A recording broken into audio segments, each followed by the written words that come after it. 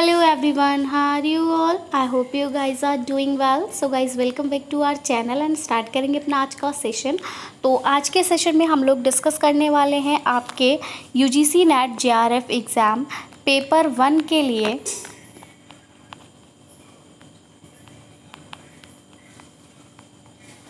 JRF exam paper 1 के लिए कुछ डेफिनेशन टाइप क्वेश्चंस जो कि बेसिकली आपके मैच दी फॉलोइंग कंसेप्ट से यहाँ पर हमने लिए हैं। आपके जो प्रीवियस ईयर PYQs क्वेश्चन आए थे उनमें जो मैच दी फॉलोइंग क्वेश्चंस रहते थे वहाँ से हमने बेसिकली ये टर्म्स यहाँ पर आपके लिए उठाए हैं। ऑलरेडी हम इसका फर्स्ट पार्ट कवर कर चुके हैं, अब हम इसका सेकेंड पार्ट कवर करने वाले हैं। तो ये बिल्कुल मिसलेनियस है, मतलब सारी यूनिट्स का यहाँ पर निचोड़ आपको इन द फॉर्म ऑफ डिफिनेशन और द टर्म्स की फॉर्म में हम यहाँ पर आपके लिए लेकर आए हैं। तो सेशन आपके लिए बहुत ज़्यादा इंपॉर्टेंट रहने वाला है, तो वीडियो को विदाउट स्किप किए आपको लास्ट तक ज़रूर से देखना था कि कोई भी इंपॉर्टेंट इन्फॉर्मेशन आपसे मिस ना हो। साथ ही अगर अभी तक आपने हमारे चैनल को सब्सक्राइब नहीं किया है या फिर आप हमारे चैनल पर नए हैं तो UGC नेट एग्ज़ाम के प्रिपरेशन के लिए चैनल को सब्सक्राइब करें। There are lots of videos for UGC net paper 1 are there on our channel. तो हमारे चैनल पे लगभग आप कह सकते हो एटलीस्ट मोस्टली वीडियोस जो है वो आपके एग्ज़ाम पॉइंट ऑफ व्यू के अकॉर्डिंग बहुत ज़्यादा बेनिफिशियल है और बहुत सारी वीडियोस पड़ी हुई हैं। तो आप चाहे तो प्रीवियस वीडियोस भी देख सकते हैं एंड अगर प्रीवियस ना देखना चाहें तो आप करेंटली जो चल रही हैं उन वीडियोस को भी देख सकते हैं। हम कुछ ना कुछ नया बेहतर आपके लिए लाने की कोशिश करते रहते हैं। तो चलिए, ऑलरेडी हम लोग डिस्कस कर चुके हैं यहाँ पे like autonomous level of development, reflective level वगैरह। अभी हमने लास्ट सेशन में आपका लास्ट सेशन में हमने आपका मोनोलॉजिक टीचिंग मेथड तक पढ़ लिया था।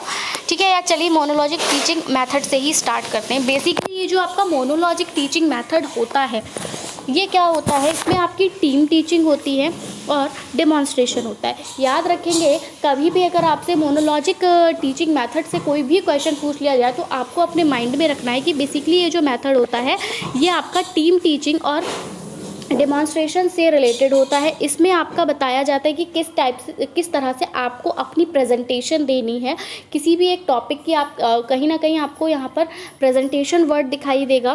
ठीक है, टीम टीचिंग में आप मतलब ग्रुप में कोई भी टीम में आप किसी को समझा रहे हो तो टीम टीचिंग आपकी रोल प्ले भी हो सकता है। ठीक है, क्योंकि रोल प्ले में भी आप टीम में ही वर्क करोगे। अगर आप सोसाइटी को, अगर आप अपने स्टूडेंट्स को, किसी को भी कोई भी इंपॉर्टेंट मैसेज देना चाहते हो तो उसके लिए आप अगर कोई रोल प्ले कर रहे हो जिससे कि एक अच्छा मैसेज जा रहा है सोसाइटी के लिए तो वो आपका टीम टीचिंग के अंतर्गत आएगा।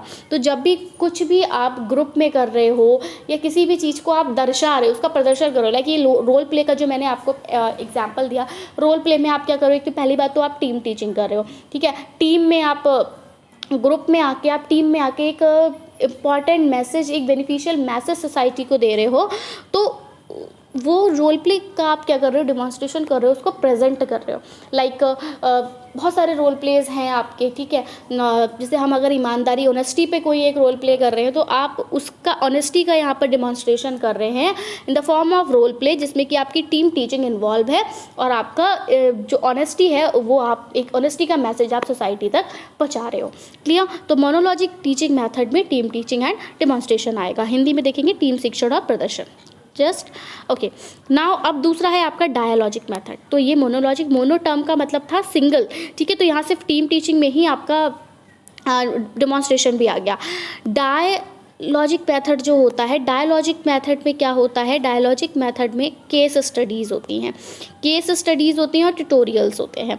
ठीक है, जैसे ट्यूटोरियल लाइक आप लोग यूट्यूब पर वगैरह काफ़ी देखते होंगे ना कि मेकअप ट्यूटोरियल आपको दिया जा रहा है, कुछ हैक्स ट्यूटोरियल आपको दिया जा रहा है। तो जो डायलॉजिक मेथड होता है बेसिकली यहाँ पर एक तो पहली बात तो आपकी केस स्टडीज़ होती हैं। केस स्टडीज़ आपकी किसी भी एक पर्टिकुलर उस पर हो सकती है, आप किसी की भी केस स्टडी कर सकते हो। ठीक है, लाइक किसी कोई मान लीजिए कि कोई गांव है, ठीक है, तो उस गांव में कभी बाढ़ आई थी तो आप वो स्टडी पढ़ रहे हो कि गांव में बाढ़ आई थी, कितने कितने लोग जो थे उससे प्रभावित हुए थे, कितने लोगों की डेथ हुई थी, कितने लोगों का घर गया था, ये कितना कितना लाइफ का लॉस हुआ था, कितना मनी का लॉस हुआ था। तो ये बेसिकली आपकी केस स्टडी है। तो डायलॉजिक मेथड में आप केस स्टडी करते हैं एंड ट्यूटोरियल्स करते हैं। ये तो अगर मोनोलॉजिक मेथड से क्वेश्चन आ रहा है तो आपको तुरंत माइंड में आना चाहिए कि यहाँ पर टीम टीचिंग हो रही है और प्रेजेंटेशन हो रहा है किसी चीज़ का, किसी चीज़ को आप डिमॉन्स्ट्रेट कर रहे हो। डायलॉजिक मेथड आ रहा है तो आप यहाँ पर केस स्टडी से संबंधित बातें होंगी और ट्यूटोरियल से संबंधित बातें होंगी। ठीक है, नेक्स्ट है आपका एक्शन बेस्ड टीचिंग मेथड। अब एक्शन बेस्ड टीचिंग मेथड क्या होते हैं, तो देखिए इसमें तो आपका साइमुलेशन होता है, ठीक है, और आपका रोल प्लेइंग होता है। तो भाई यानी आप एक्शन के थ्रू कुछ समझा रहे हो, ठीक है। लाइक इसमें हम ऐसे भी कह सकते हैं जैसे आप रोल प्ले कर रहे हो। तो अगर हम मान लीजिए बच्चे को एनिमल का कंसेप्ट पढ़ा रहे हैं, ठीक है, हम बच्चे को अगर एनिमल का कंसेप्ट पढ़ा रहे हैं, हम बच्चे को अगर डॉग पढ़ा रहे हैं, तो हम खुद भी डॉग की तरह ड्रेसअप कर रहे हैं, डॉग की तरह बोल रहे हैं।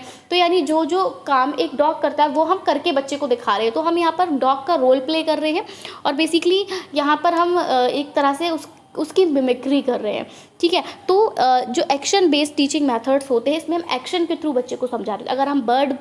अगर हम बर्ड कंसेप्ट बच्चे को समझा रहे हैं तो हमने क्या करा, अपने विंग्स लगा लिए, ठीक है, हमने अपनी बीक जो चोंच होती है बर्ड की वो चोंच लगाई और हम पूरा ड्रेसअप लाइक बर्ड हुए हैं और हमने फिर बर्ड की तरह कुहू कुहू करना, उड़ के थोड़ा सा दिखाना। उसके आपके लिए कुछ भी हेल्प ली जा सकती है उड़ने के लिए ना, ये जो जिस टाइप से जो ये आपकी कठपुतली वगैरह होती है वो उड़ती, मतलब कुछ भी मीन्स यूज़ किया जा सकता है जिससे हम आपको उड़ के दिखा रहे हैं कि बर्ड जो है वो उड़ रही है, बोल रही है, चींची कर रही है, ठीक है, कीड़े खा रही है। तो इस टाइप से हम उसका बिल्कुल एक तरह से रोल प्ले कर रहे हैं उस बर्ड का, और आप उसको आपको कोशिश करें कि आपको उस एक्शन के थ्रू हम समझा पाएँ, ठीक है। तो ये आपके एक्शन बेस्ड टीचिंग मेथड के अंतर्गत आता है। तो इसमें आपको एंड रोल प्लेइंग याद रखना है, ठीक है।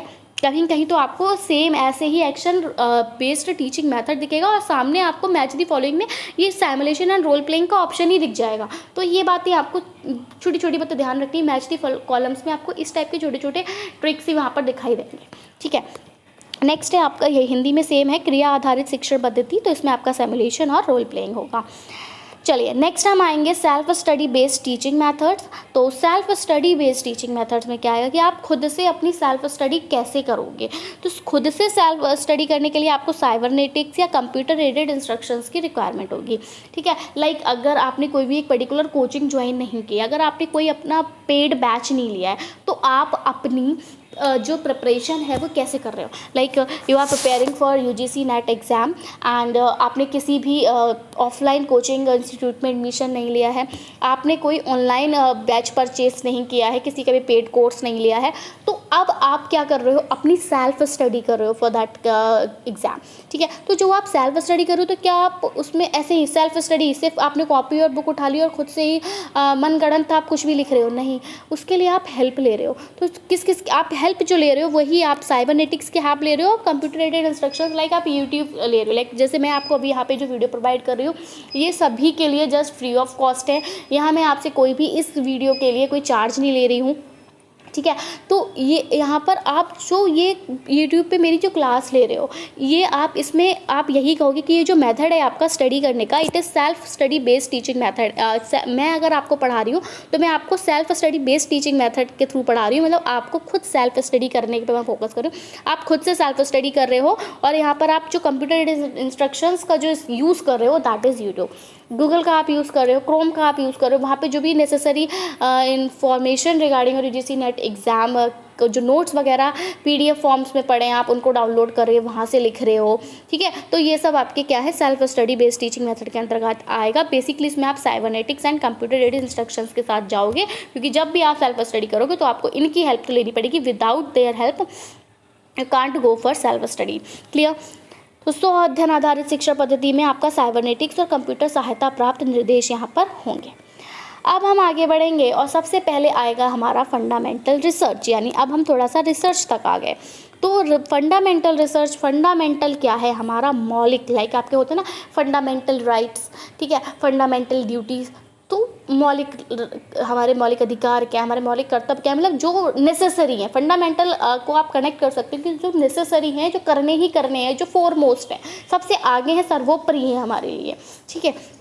बहुत ज़्यादा हम कह सकते हैं कि उनकी हमें रिक्वायरमेंट है, ठीक है, बेसिक है, ठीक है, ऐसे आप इस फंडामेंटल को क्लियर करो। तो फंडामेंटल रिसर्च, जिस तरह से इस फंडामेंटल वर्ड के हमने आपको डिफरेंट मीनिंग्स दिए कि आपके लिए करना ज़रूरी है, ठीक है, आपके लिए फॉरमोस्ट है, आपके लिए फर्स्ट प्रायोरिटी है, आपको ये करना ही करना है, तो ऐसे आपके लिए बेसिक है, ठीक है। तो ऐसे ही आप रिसर्च के साथ कनेक्ट करोगे कि फंडामेंटल रिसर्च में क्या होता है, advancing the corpus of knowledge in a field, यानी कि आप किसी भी एक पर्टिकुलर फील्ड में क्या कर रहे हैं, आप अपने नॉलेज को वहाँ पर बढ़ा रहे हो, ठीक है। लाइक मैंने आपको बोला कि आपका बेसिक है, फंडामेंटल रिसर्च में आपके पास कुछ था, आप उससे आगे जा रहे हो, ठीक है।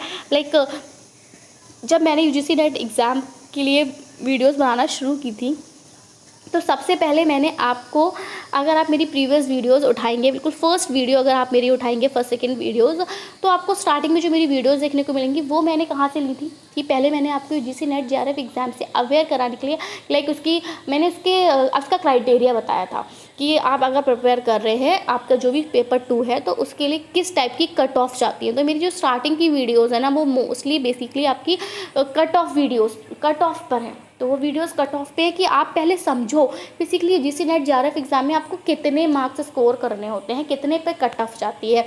देन मैंने आपको थोड़ा सा सिलेबस से अवेयर कराया था। धीरे धीरे मैंने एकदम से मैं direct UGC net exam unit 1 पे नहीं पहुंची थी, पहले मैंने कुछ ना कुछ मतलब बेसिक्स लिया था। लाइक मैंने कभी किसी ट्रिक के साथ आपको ग्रीन हाउस गैसेस पढ़ा दी थी, मैंने थोड़ा सा ओजोन लेयर डिस्कस कर लिया था, ठीक है। कुछ ऐसे छोटे छोटे टॉपिक्स मैंने डिस्कस कर लिए थे, और उसके बाद फिर मैंने पीवाईक्यूज़ से डिस्कशन किया। धीरे धीरे हमने पीवाईक्यूज़ डिस्कस किए फिर धीरे धीरे हम नोट्स पर गए। तो कुछ भी जो था, एक प्रिपरेशन जो थी वो बिल्कुल बेसिक से मैंने स्टार्ट की। और बेसिक जो था आपका भी, भैया आप UGC net JRF exam basically होता क्या है, क्या कट ऑफ होती है, क्या रहता है, वो जानो। तो वही है यहाँ पर फंडामेंटल रिसर्च में आप एडवांसिंग में जा रहे हो। मतलब जब मैंने शुरू किया था तो वो हम कह सकते हैं कि फंडामेंटल हमारी एक नींव थी, फिर हम उससे आगे धीरे धीरे बढ़े। जब आप नींव रखते हो फिर उसके बाद पूरा घर बनता है। तो वही फंडामेंटल रिसर्च में क्या होता है कि आप एडवांसिंग की तरफ जा रहे हो। तो स्टार्ट आप जीरो से कर रहे हो या बेसिक से कर रहे हो, और फिर आप उस पर अपना जो आपकी नॉलेज है उसमें आप क्या कर रहे हो, इन्हांसिंग कर रहे हो, उसमें आप बढ़ोतरी कर रहे हो, ठीक है। तो मौलिक अनुसंधान क्या है कि किसी भी क्षेत्र में आप ज्ञान के भंडार को आगे बढ़ा रहे हो। मान लीजिए कि रिसर्च कर रहे हो आपको वाटर में, वहीं बार बार एग्जांपल लेती हूँ लेकिन समझाने के लिए ठीक रहता है। लाइक वाटर, तो वाटर का कंसेप्ट आपको पता है भैया, वाटर हमारे अर्थ पर इतना है, ऑलरेडी हमने अपने प्रीवियस वीडियोस में डिस्कस किया है। हमारी अर्थ पे इतना वाटर है, इतना सॉल्टी वाटर है, इतना फ्रेश वाटर है।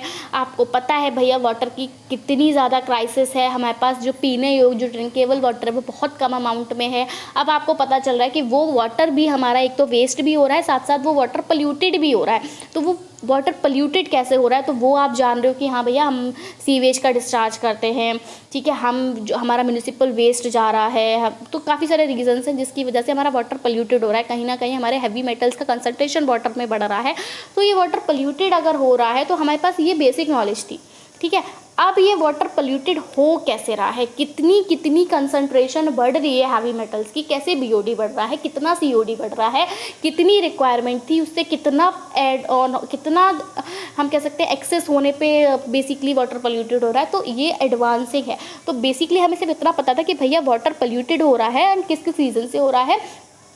तो हमने फंडामेंटल से अब हम एडवांस पे जा रहे हैं कि कैसे एक जो हमारी डिज़ायर्ड लिमिट्स थी उसको क्रॉस कर रही है, कितना क्रॉस करने पे वाटर पोल्यूटेड हो रहा है। तो ये सब हमने जाना। तो वही कि किसी क्षेत्र में हमने अपने ज्ञान के भंडार को क्या करा, आगे बढ़ाया।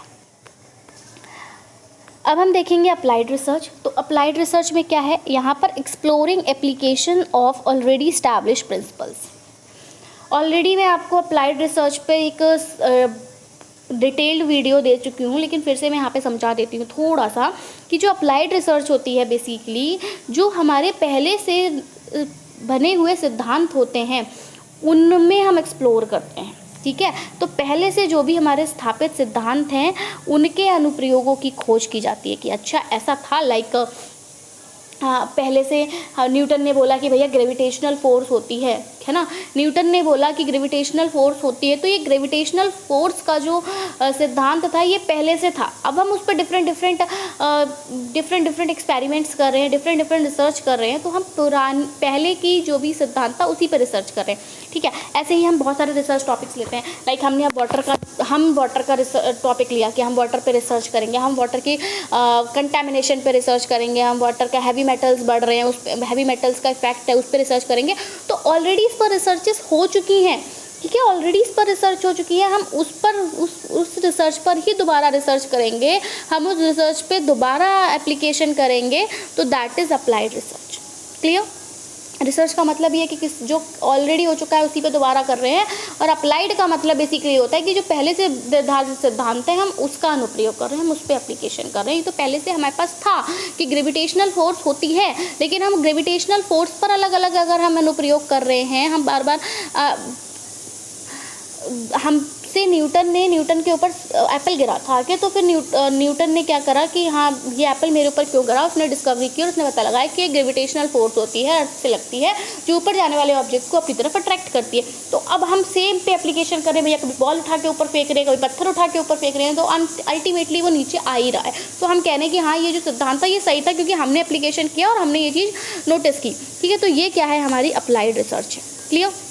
नेक्स्ट, अनुप्रयुक्त अनुसंधान, वही हिंदी में है कि पहले से जो भी स्थापित सिद्धांत हैं उनके हम अनुप्रयोग की यहाँ पर खोज कर रहे हैं। नेक्स्ट आगे बढ़ेंगे एंड देखेंगे हम एक्शन रिसर्च। तो एक्शन रिसर्च का मैं पहले तो जैसे ही वर्ड से पता चल रहा है ना एक्शन, तो एमलरेशन ऑफ ए गिवन सिचुएशन, किसी भी दी गई स्थिति पे आप सुधार कर रहे हो, एक्शन कर रहे हो, एक्शन करके ही आप किसी भी प्रॉब्लम का सल्यूशन लेकर आ रहे हो। अब मान लो कि आपके सामने कोई इंसान सामने से गिर गया, ठीक है, आप खड़े हैं, आपके सामने आप कोई इंसान गिर गया, तो अब वो सिचुएशन है कि भैया वो गिर गया तो उसको किसी को उठाना है, that is termed as action. तो वही एक्शन है कि आप जब एक्टिव होगे ना, आप जब मूवमेंट करोगे तब आप उसकी हेल्प कर पाओगे।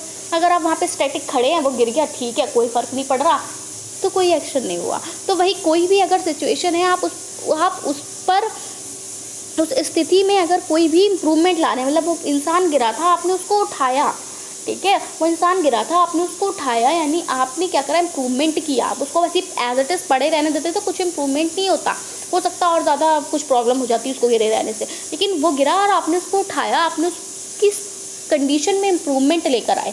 तो जब भी किसी भी सिचुएशन में अगर आप इम्प्रूवमेंट लेकर आते हैं, तो वो आप किसी भी सिचुएशन में इम्प्रूवमेंट लाएंगे, तो आप जब एक्टिव होंगे, जब आप कोई एक्शन करेंगे तभी लाएंगे। तो वही कि जब आप कोई एक्शन कर रहे हैं किसी चीज़ के इम्प्रूवमेंट के लिए, तो that is termed as the action.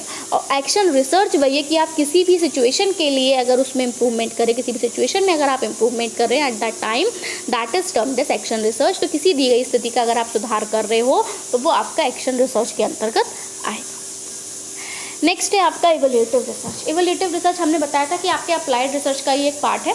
तो ये जो इवैल्यूएटिव रिसर्च है ये क्या करता है, ये जो भी इंटरवेंशंस होते हैं, ठीक है, जो भी इंटरवेंशंस का जो भी इम्पैक्ट होता है उसका जो है आप इवैल्यूएशन करता है। बेसिकली इवैल्यूएटिव वर्ड से आप समझ रहे हैं कि यहाँ क्या हो रहा है, इवैल्यूएशन हो रहा है।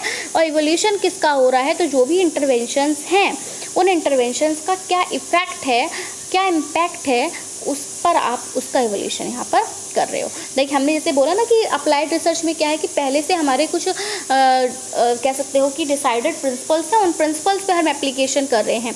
तो सिमिलरली यहाँ पर हम वही देख रहे हैं कि ये जो प्रिंसिपल है, ठीक है, ये जो प्रिंसिपल है, इस प्रिंसिपल का क्या इफ़ेक्ट पड़ रहा है, ठीक है, तो हम इस पर्टिकुलर चीज़ का क्या प्रभाव पड़ेगा अगर हम उसका इवैल्यूएशन कर रहे हैं, तो that is termed as evaluative research. Clear? Next है आपका सोर्स। अब हम थोड़ा सा कम्युनिकेशन पर आ गए।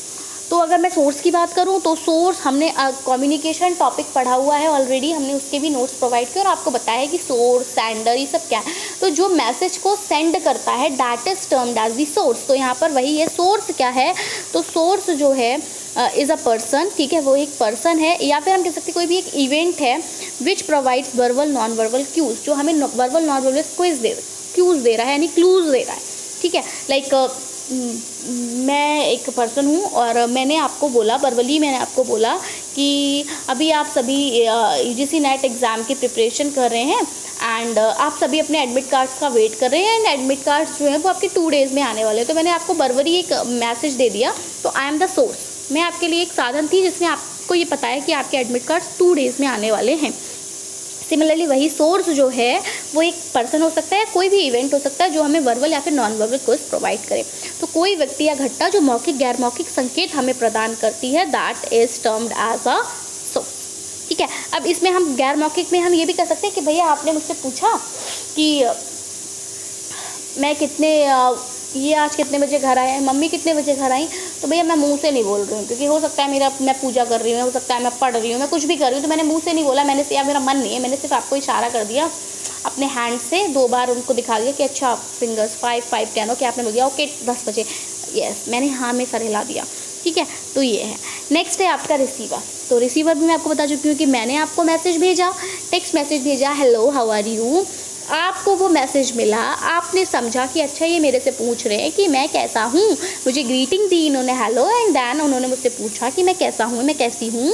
तो a person who interpreted the message, जिसने उस मैसेज को इंटरप्रीट किया, बेसिकली उस मैसेज में क्या लिखा था उसको अपनी भाषा में डिकोड किया, समझा, तो दैट इज़ रिसीवर। आप अपनी भाषा में कुछ भी हो सकता है, लाइक मैंने तो बोल दिया ना हेलो हाउ आर यू। अब ये मैसेज मैंने किसी गुजराती को बोला तो फिर वो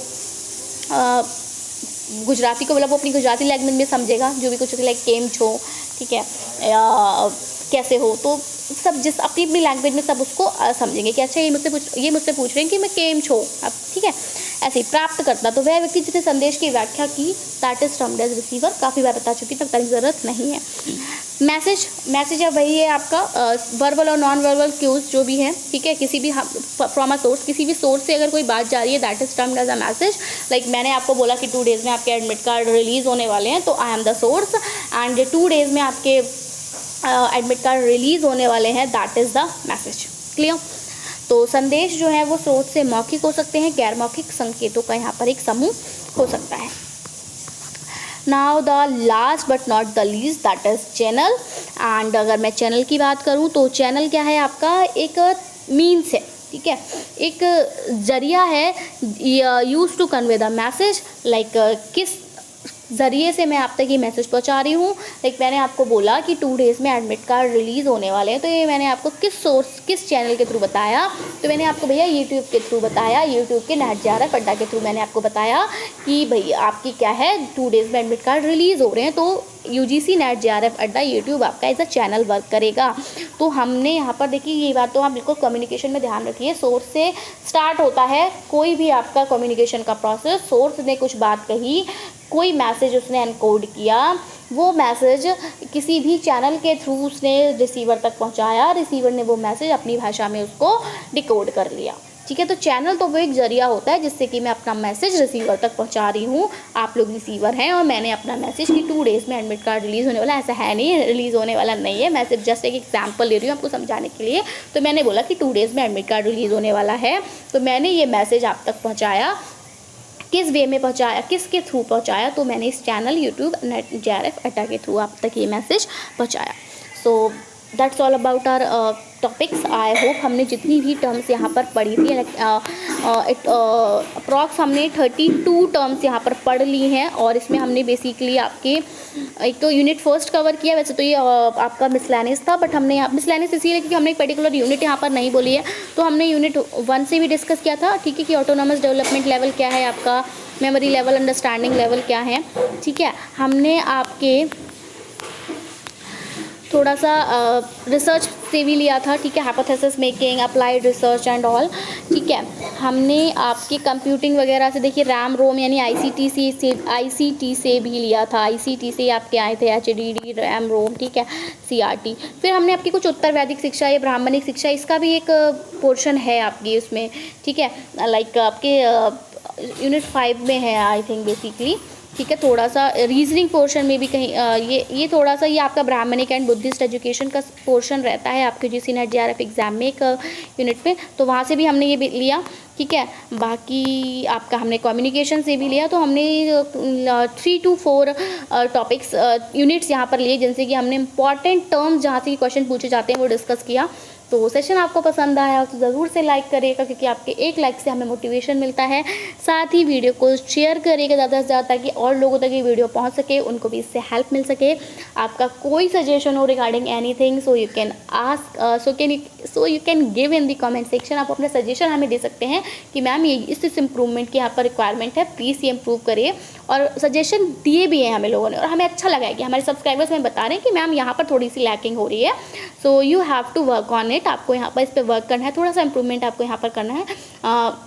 बाकी सब कुछ ठीक है, अच्छा है, तो थोड़ा अच्छा लगता है कि हाँ चलिए आप एक वीडियो में इंटरेस्ट ले रहे हो, हमारी ड्रॉबैक्स हमें, हमारी कमियां हमको बता रहे हो, सो दैट हम उनको इम्प्रूव कर सकें। तो ये भी एक अच्छी बात होती है। लोग कमियां बता देते हैं कि आपने एक क्रिटिसाइज़ करना, ठीक है, क्रिटिसाइज़ करना और एक जो सजेशन देना, दोनों में डिफरेंस होता है।